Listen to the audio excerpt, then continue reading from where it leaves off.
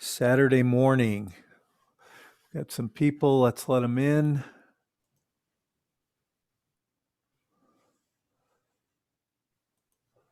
Okay.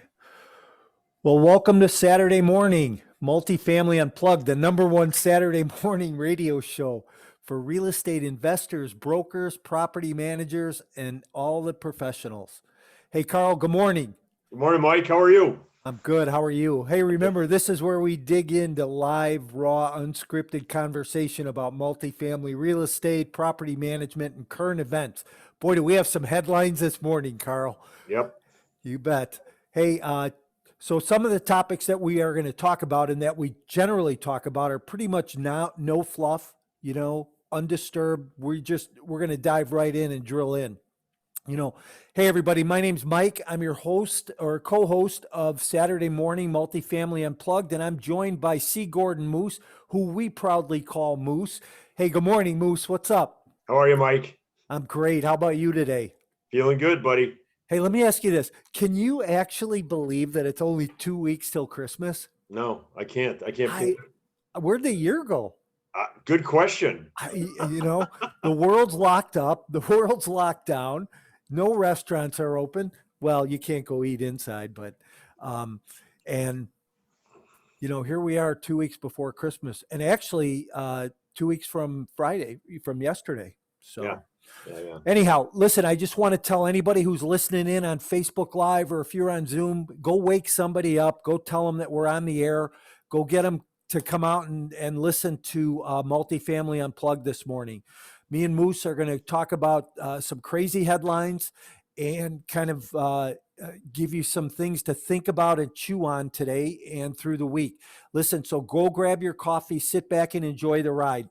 Remember, like us on Facebook, love us, follow us, subscribe to us, let everybody know about us, and just keep coming back. One thing I want to ask, and Carl, would you chime in on this, please? But are you living a ridiculous life? It sure feels like it sometimes.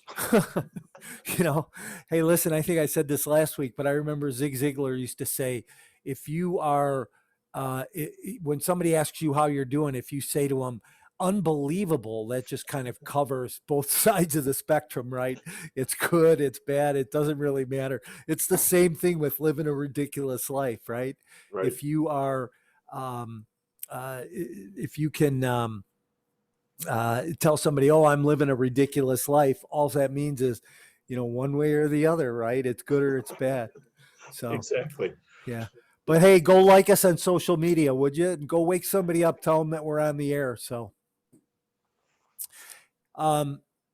so with Christmas being 2 weeks away and it's holiday season, I'm seeing more and more decorations up. Looks like more festive spirit.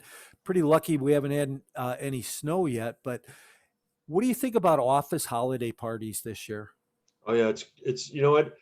And you're a big networker. I'm a big networker. It's really kind of I'm missing them. You know what I mean? Just the interaction and meeting new people and seeing people that you haven't seen for a while, and it's definitely a different season. And Mike, I'll tell you what, I've said this over and over again. It's kind of funny because some of the biggest deals I've done right during December, where a lot of other people were, they were already in holiday mode. They were like, oh, nothing happens in December, Right. and I'm like, well, no, so, and I think a lot of that had to do with the holiday parties, right? We get into that party mode and we let our guard down, or we just stop, chugging along. So that's an interesting point. What's going to happen this year?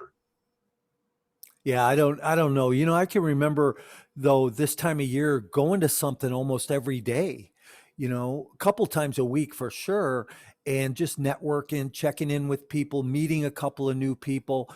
If you're a big networker, if you're a team builder and you're, the rainmaker of your company, right? You're out trying to build that face of that company, trying to build your company, trying to find new people to do business with. And it's been hurtful this year. And I think that around this time of year too is a lot of time that we would go and typically do things like that. But it's tough this year to sit back and not be able to do much. Yeah. Hey, wait, let me just say one thing real quick. Sure. And hey, good morning, Mike and Dave and Larry and Michelle. Listen, if you guys have comments, if you want to chat or chime in on any of the things that we talk about, use the comment box on Facebook or use the chat box on Zoom. And, we'll try and get to those questions in that. Go ahead, Carl. I'm No, I sorry. was just going to say, yeah, this is like, I totally agree with you. Last year, I mean, there were some nights where I had two or three. One night I had three different events to go to, and it was like, which one do I go to? You can only spend a half an hour, 45 minutes between, you running around town and everything else. And yeah, I mean, for a lot of people, you know, it's funny, Mike. I didn't really think about it until you just mentioned it. Honestly, it didn't really dawn on me until you just mentioned it. But yeah, absolutely. Like now, these next 2 weeks were really the heavy, Christmas party. Pretty much every night you'd have something, at least one or two things to do. So it's interesting that you bring that up because it really wasn't even on my radar. Here's something interesting, right? So, I believe in Christmas traditions. And so since I was a little kid, my dad would take us down to State Street and we'd look at the decorations and look at the windows and go to Marshall Fields. And well, last weekend, my kids and we went down on Michigan Avenue and went to Water Tower. And I have to tell you, I was so surprised how empty it was. Yeah. I mean, it was empty. And usually this time of year it's packed, right? Yeah. But, what does that say for the retailer? Obviously everybody's shopping online, or a lot more people are shopping online. But we even went outside, when you look down Michigan Avenue, the lights, and it looked nice. It's pretty. But you just didn't feel that holiday spirit where people are out walking around and the line at Garrett's Popcorn or the line at Starbucks and, none of that going on. Right. Yeah. So, Yeah. and I said to my son, I go, remember last year how crowded it was? He goes, yeah, it was crazy. So, Yeah. it's interesting, the shift, and you have to wonder, is it going to stay like this or where's it going to go? I live right down here. I live right on the river, a block from Trump Tower, which is right a block from Michigan Avenue. So really 2 blocks from Michigan Avenue. Yeah, and it is. I mean, I was out last Saturday night at at like 9 o'clock, and I mean, usually it's packed that people are around.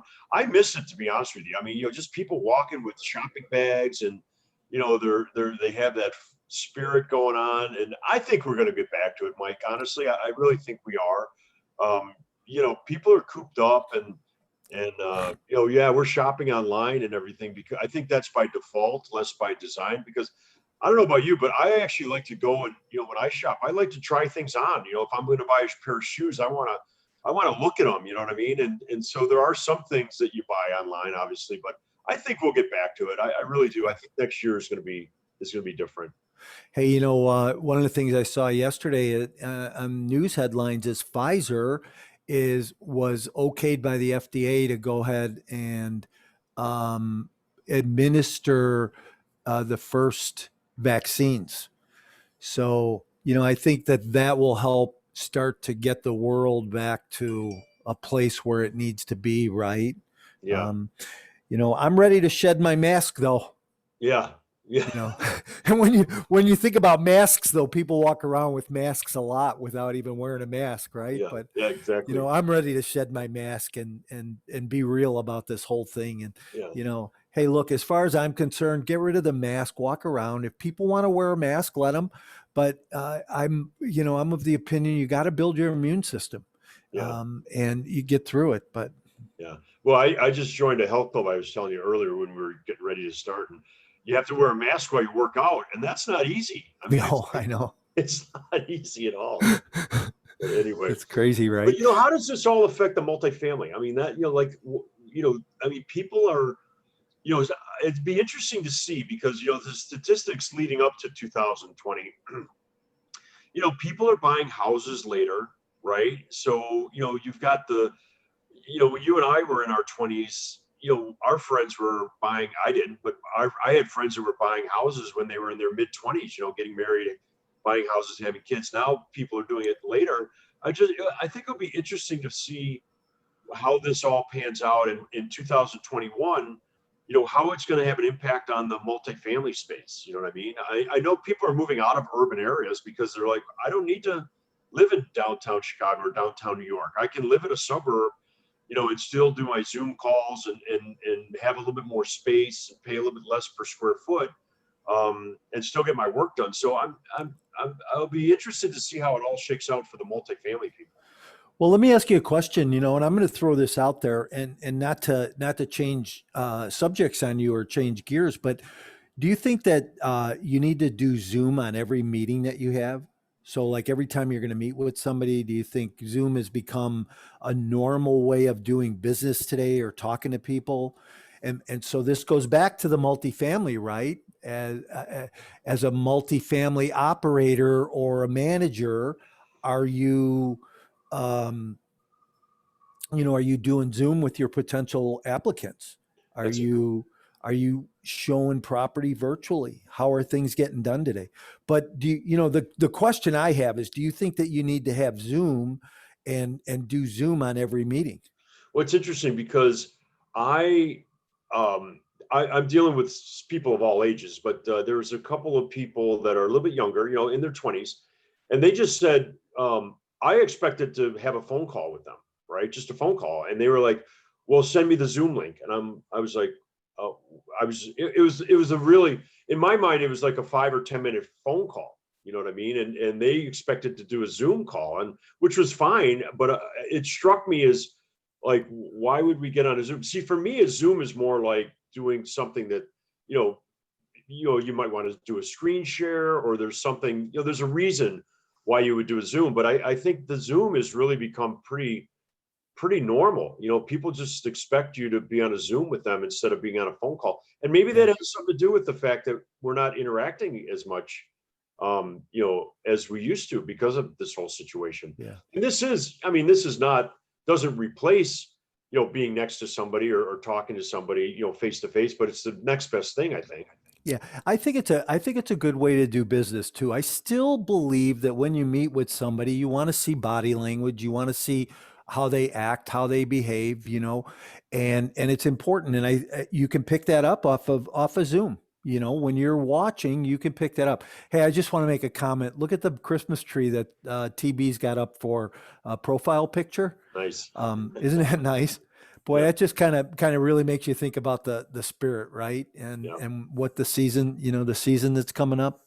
I always want to remind people though, remember what the season's really about. I always tell Yeah. my kids, what's the reason for the season. So, Yeah. um, hey, listen, let's talk about this real quick. Let's talk about our coaching program that we've been doing. So now we're 5, 6 weeks in, and we've been working with a group of people that have really been, I've been seeing them start to gain a lot of traction as a result of it. You can start to see the mind starting to shift and people thinking in a little bit different way, based on the questions and the responses and the feedback that people are giving.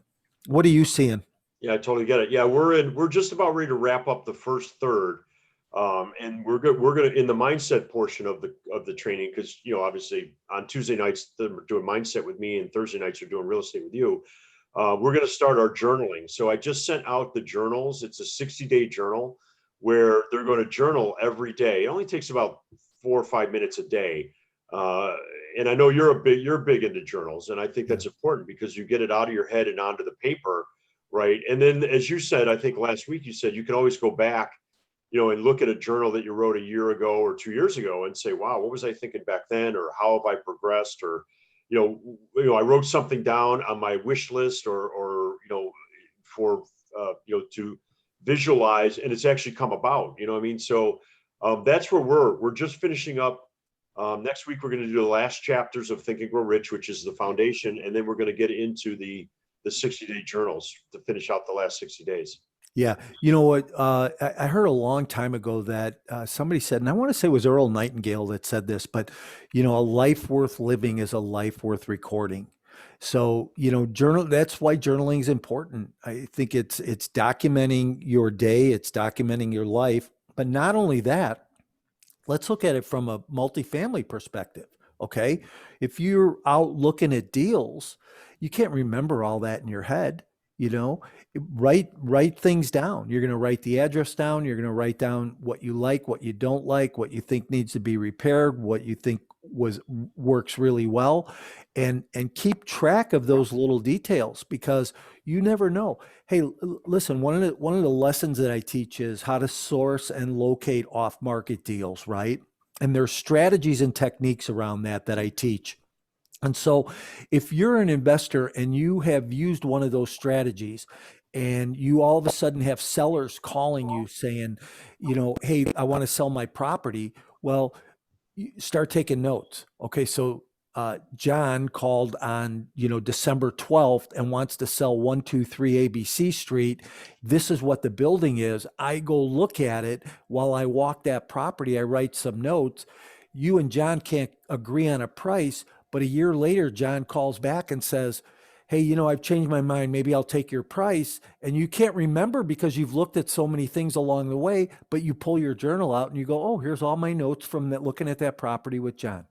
So it becomes important not only in your personal life, but in your professional life as well. I totally agree with you. And the other thing is, those are the people, buyers and sellers and active investors are people that you want to network with, whether you cut a deal with them or not that first time around, because chances are if you're active and they're active and you're in the same space, you're going to run into them again. Or, as you say, a month or two down the road, you might want to reference that conversation. And rather than relying on your memory, you can just go back to your journal and say, yeah, I met with them in late October. And you go back to late October, you go, oh, there's their name right there, Sally or Susie, whatever, Right. and maybe you've got their phone number, hopefully their email, and you can reach back out to them, and listen, I'll tell you what, I remember one time, Mike, one of the biggest deals we ever did was we looked at the deal that wasn't right for us.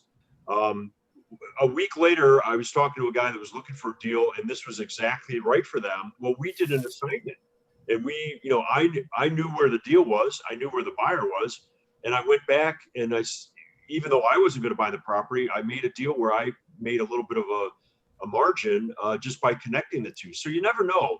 And here's the thing: when you don't journal, you never know what you miss, right? When you Right. journal, at least it's there, you capture it so that if you need it, you can go back and find it. For sure. Yeah, it makes a lot of sense. I was on the phone early this morning. I had a coaching call with one of the guys I coach, and what was interesting was he's just really building strategy. And it's funny when somebody all of a sudden you see the light bulb go on in somebody's life, and you kind of just really realize that what you're sharing with them or how you're helping them, they get it, because now they've taken the knowledge and they start to implement it.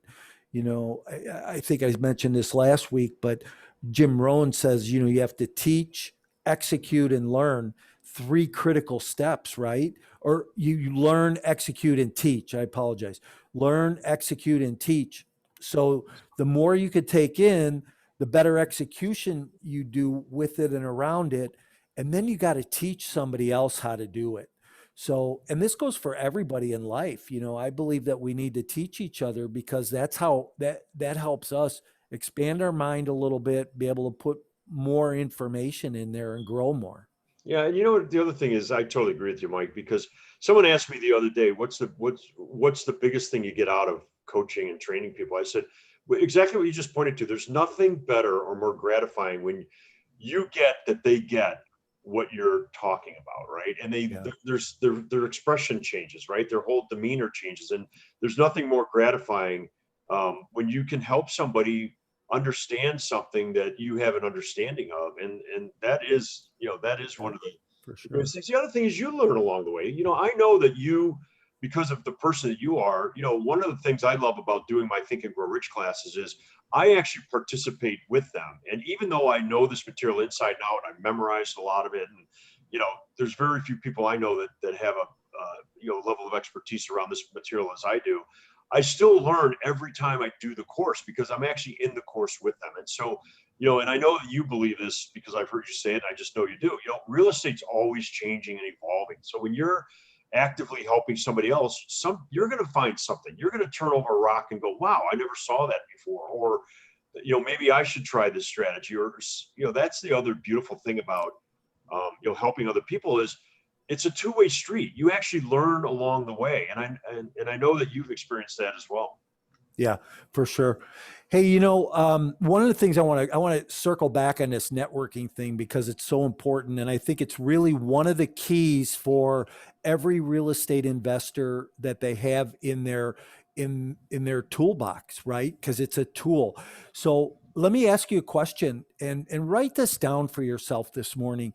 But how are you networking? What are you doing right now? So, we've kind of talked about the fact that there's no holiday parties this year and we're all sheltered in place. But what tools are you using? Because there's Facebook and there is LinkedIn and there's other social media platforms, and each one has its own way of doing something to connect with other people. But let me give you an example of what I've been doing with LinkedIn.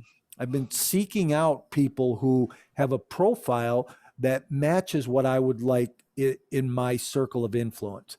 So hence the multifamily real estate investor or somebody who complements that person.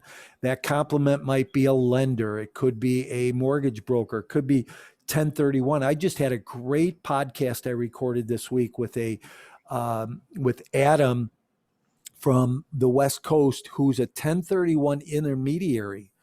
And, we talked about how that 1031 process works and the timelines and why it's effective for an investor. So that's a really good podcast to go listen to. But seek people out on LinkedIn.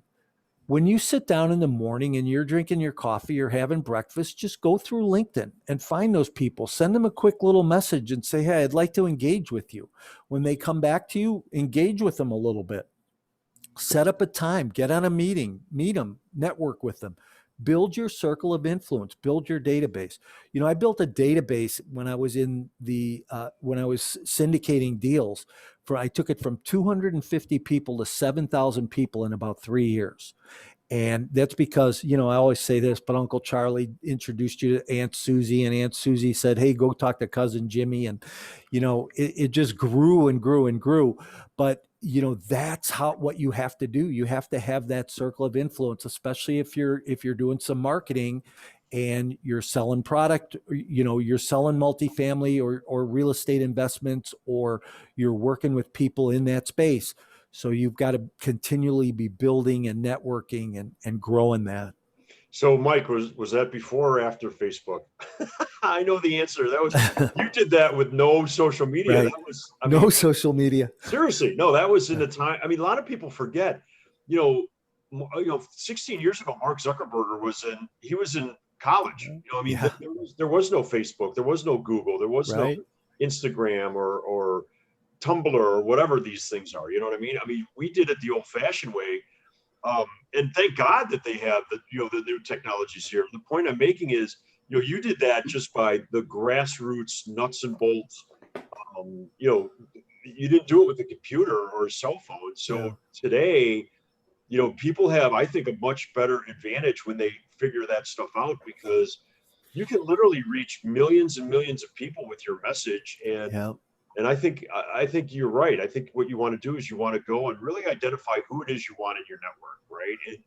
And speak to those people, because they're the ones that are going to listen to you, and that's who you're going to attract. Bob Proctor always said, whatever you're seeking is seeking you. So, if you're seeking a certain type of investor, or you're seeking a certain type of property manager or whatever, really define who that is. Write out what those characteristics of that person are, and then put it out there, and you will attract that type of person. If you just leave it up to fate, you're just going to get whatever you get. So here's something. Over the years, I've been in a couple of network marketing companies, and this next comment is not a plug for network marketing, nor is it a plug for any specific company.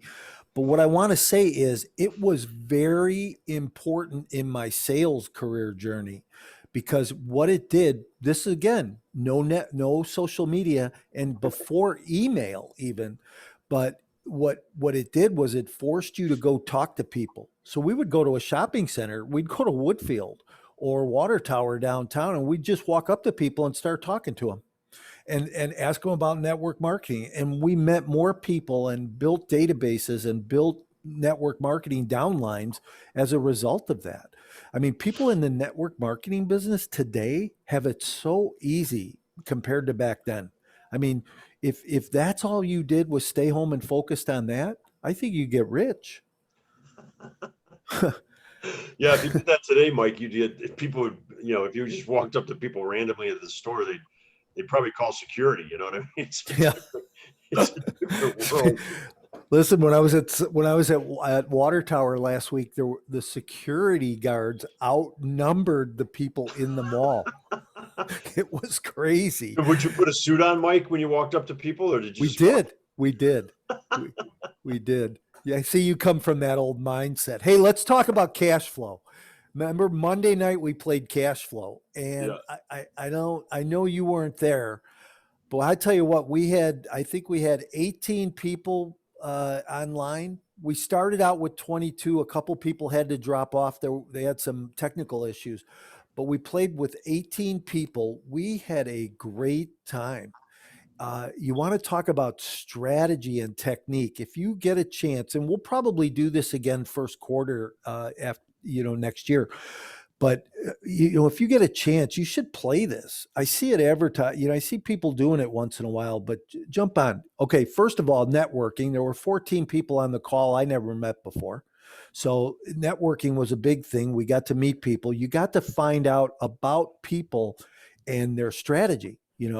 Hey Carl, if you and I played that game, we'd both realize a little bit more how you and I invest a little bit differently. If we played with Mike or Herb or Larry, anybody who's, Michelle or TB, anybody who's online listening this morning, you start to learn about their strategy and how they invest and what they want. So now what it does is it gives you a leg up in the negotiations, right? So the banker, geez, I did a deal with the banker where I bought a deal from the bank. I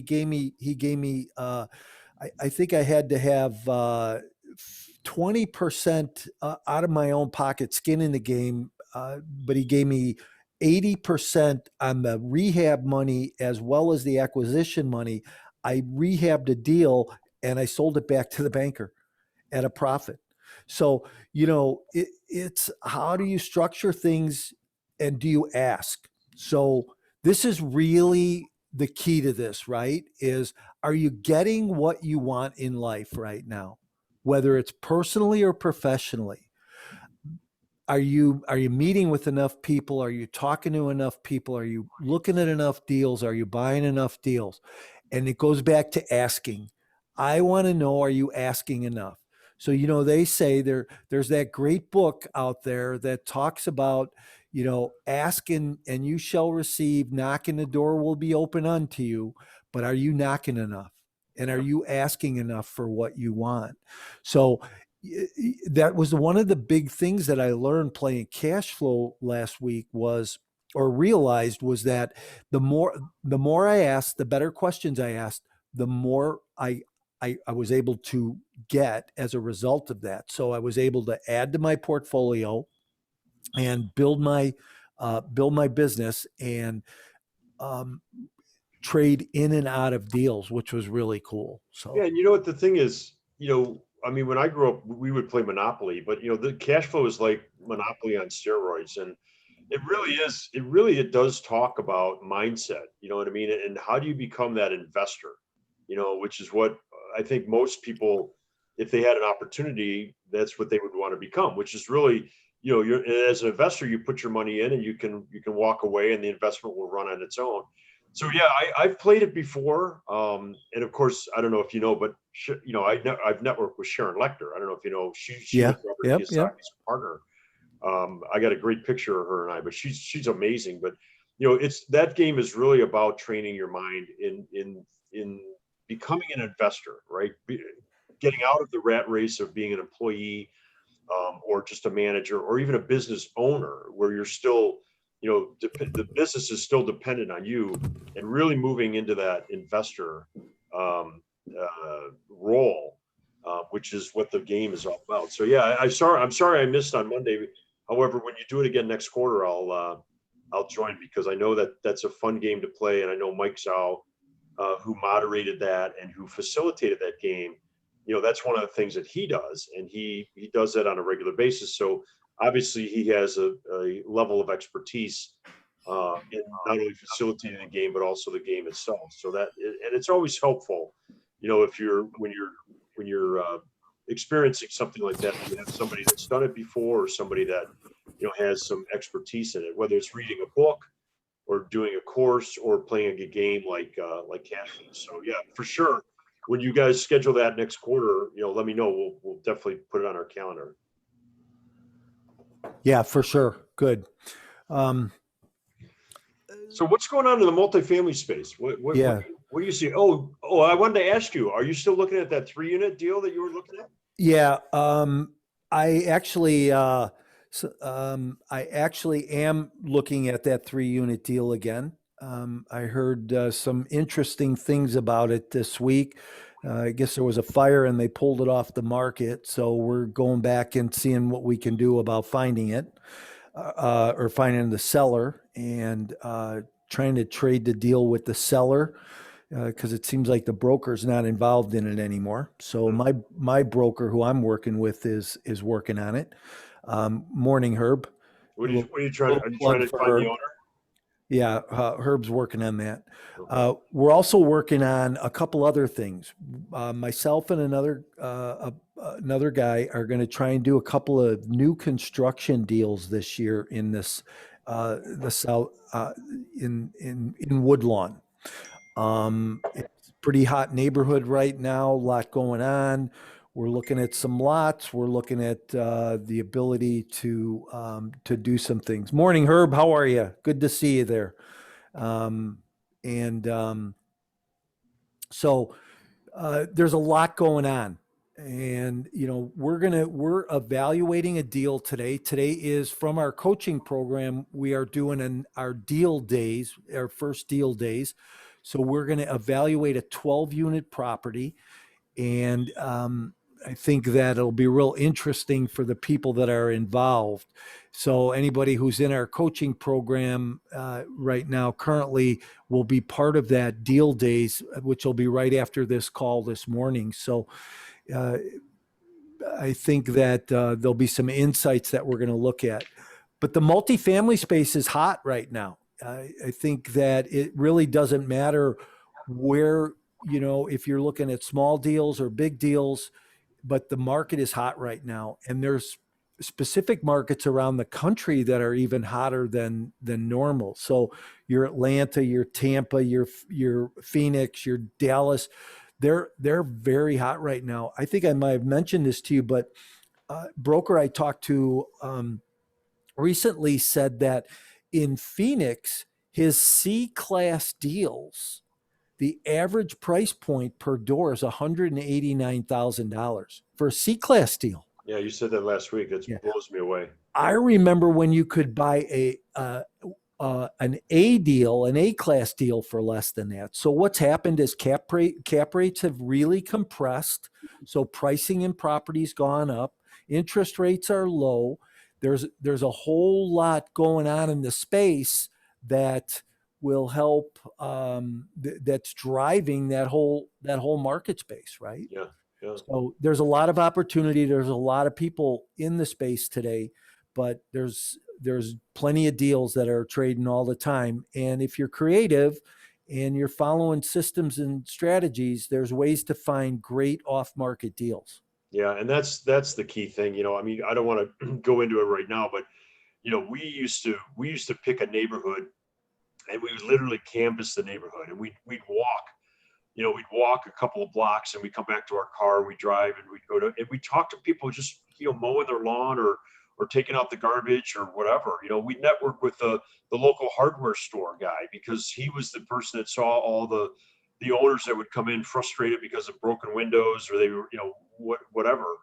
Um, we network with the garbage, the guys that picked up the garbage, the private garbage companies, because they knew who were paying the bills and who weren't paying the bills. And that's all we looked for, was off market deals, because you're saving money on the commissions, and a lot of times Yeah, yeah.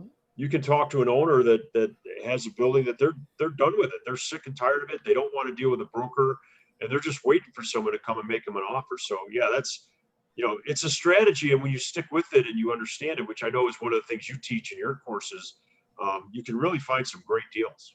Yeah. And listen, who better to build a relationship with than the mailman or mail lady, Oh, right? yeah. The person who's delivering the mail, because they're the ones seeing the foreclosure notices or the water shut off notices or things like that. And, if you build a relationship with that person in a specific neighborhood that you're looking to buy in, and, get the first note or learn about those first notices coming out, it could be helpful in your off market strategy. Well, yeah, and not only that, absolutely. They're delivering the mail every day, and they know who's paying attention. They know who's not paying attention.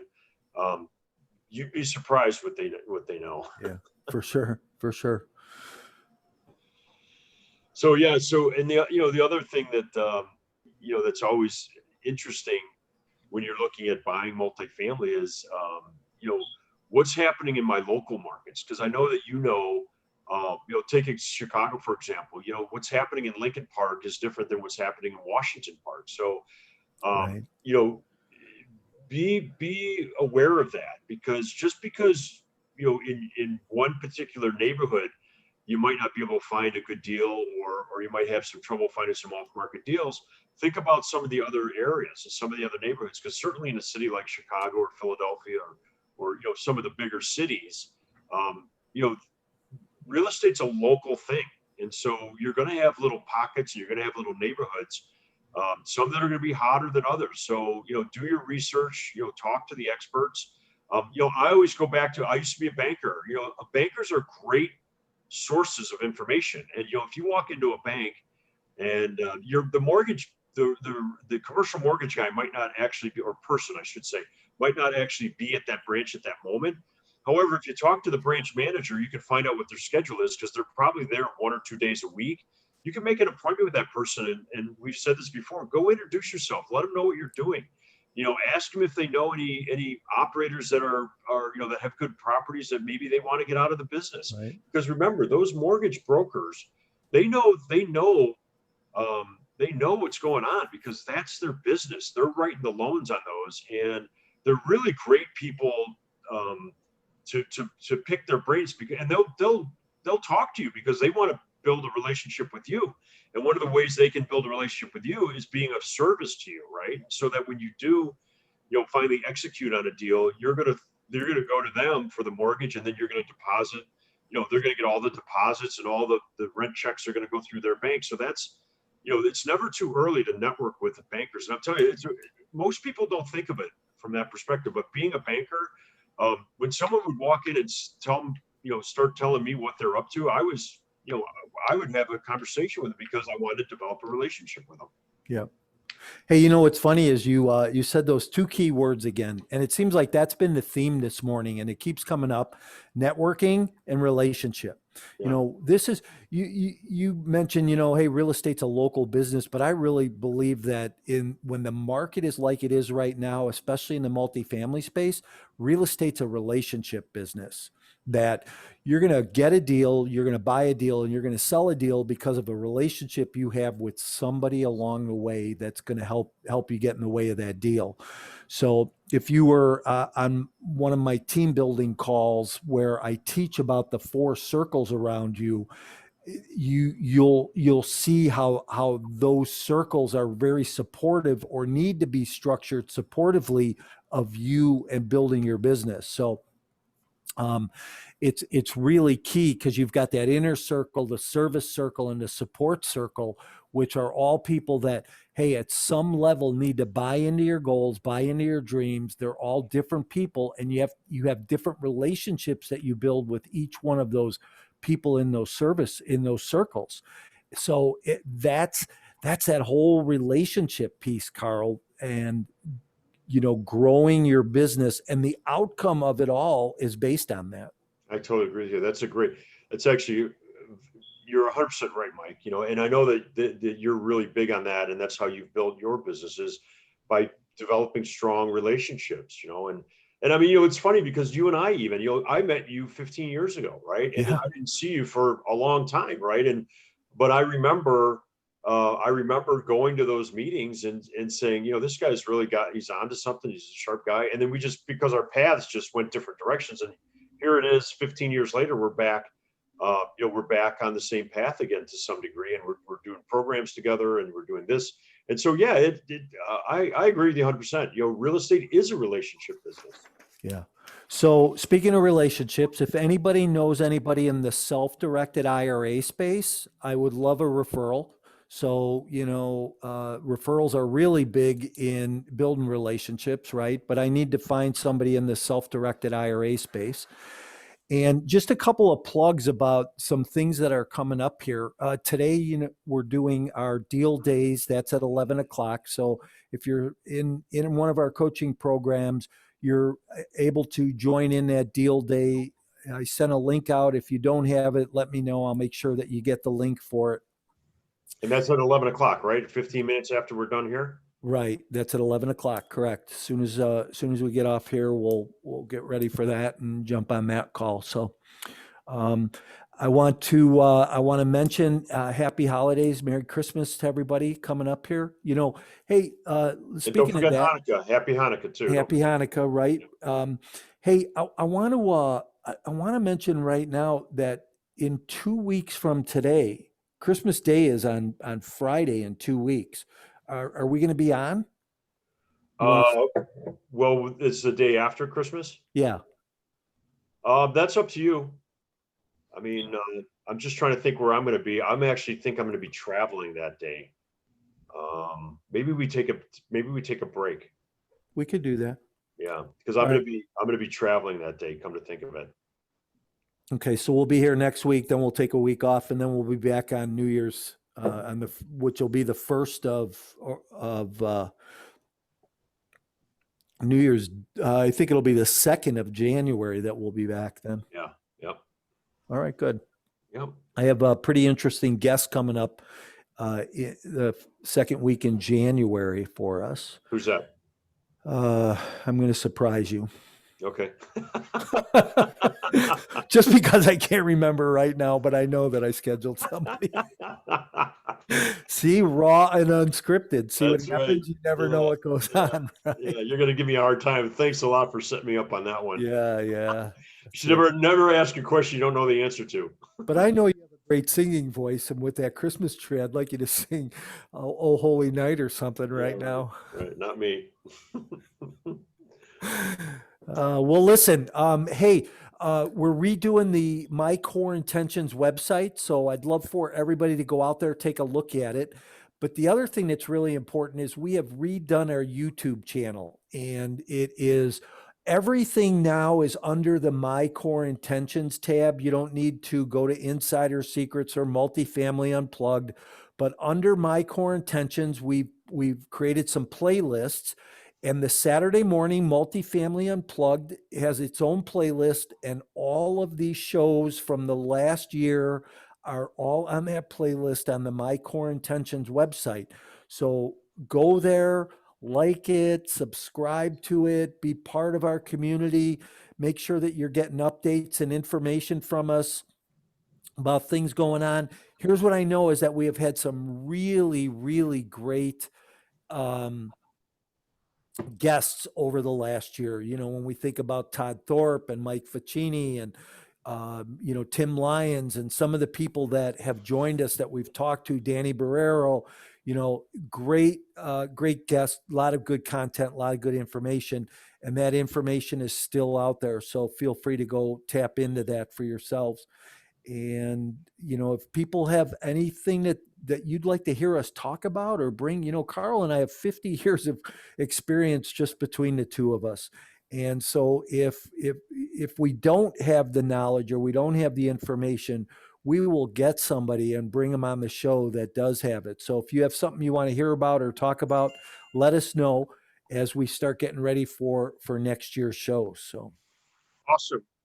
All right. Well, Mike, I'll see you in 15 minutes for the deal day. And yeah, we got one more week before we start saying Merry Christmas, but Merry Christmas and Happy Hanukkah, because I know Hanukkah is going on right now. So yeah, another good Saturday morning, and I'll see you in a couple minutes, right? Yeah, you bet.